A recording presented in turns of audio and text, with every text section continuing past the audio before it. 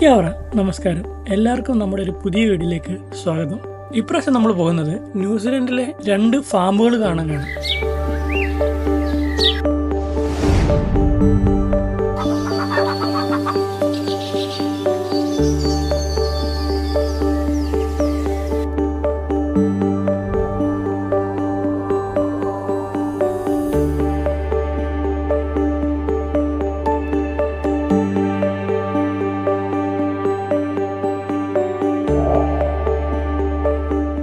ഇവ രണ്ടും Auckland കൗൺസിലിന് അണ്ടറിലുള്ള 2 regional പാർക്കുകളാണ്. അതിനാൽ പ്രവേശനം ഫ്രീയുമാണ്.